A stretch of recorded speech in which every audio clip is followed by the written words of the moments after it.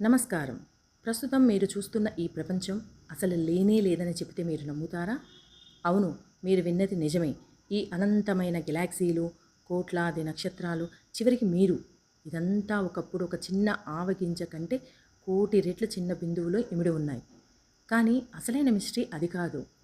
ఆధునిక సైన్స్ 20వ శతాబ్దంలో కనిపెట్టిన ఈ విషయాన్ని వేల ఏళ్ల క్రితమే మన వేదాలు ఎలా అక్షరాలా వర్ణించగలిగాయి? సైన్సు కూడా ఆశ్చర్యపోయే ఆ హిరణ్య గర్భ రహస్యం ఏంటో తెలుసుకోవాలంటే ఈ వీడియో చివరి వరకు చూడాల్సిందే. రండి. బిగ్ బ్యాంగ్, అనంతమైన వేడి, ఊహించలేనంత శక్తి, ఒక్క క్షణంలో శూన్యం నుండి విశ్వం పుట్టుకొచ్చింది. కానీ సైన్స్కు ఒక పెద్ద ప్రశ్న మిగిలిపోయింది. ఆ పేలుడు కంటే ముందు ఏముంది? అక్కడ ఫిజిక్స్ నియమాలు ఎందుకు పనిచేయవు? సరిగ్గా ఇక్కడే మన ప్రాచీన విజ్ఞానం ఒక షాకింగ్ ఆన్సర్ ఇస్తుంది.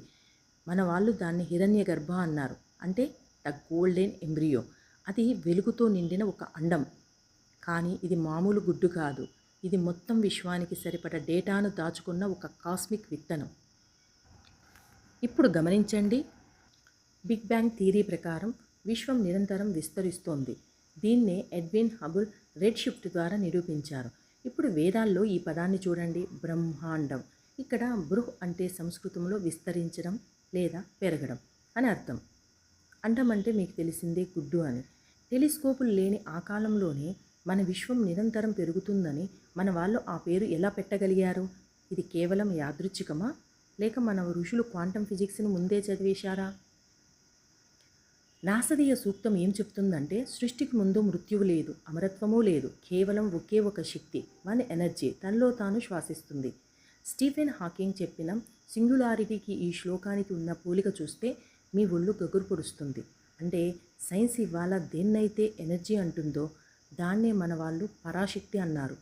రూపం మారింది, కానీ సత్యం ఒక్కటే. మనం ఇవాళ ఏదైతే అడ్వాన్స్డ్ సైన్స్ అనుకుంటున్నామో అది మన సంస్కృతంలో ఎప్పుడో నిక్షిప్తమై ఉంది. నేను ఈ రెండింటినీ గమనించినప్పుడు నాకు అర్థమైంది ఒక్కటే: సత్యం ఎప్పుడూ మన కళ్ళ ముందే ఉంటుంది, కానీ దాన్ని చూసే కంటికి సైన్స్ తోడవ్వాలి. మరి మీ అభిప్రాయం ఏంటి? మన పూర్వీకులు గొప్ప సైంటిస్టులా కాదా? మీ సమాధానం కింద కామెంట్ చేయండి. వీడియో నచ్చితే లైక్ చేసి ఆ రహస్యాన్ని మీ మిత్రులతో షేర్ చేయండి. మరిన్ని ఇలాంటి సైన్స్ మిస్టరీస్ కోసం సబ్స్క్రైబ్ చేయడం మర్చిపోకండి. ధన్యవాదాలు.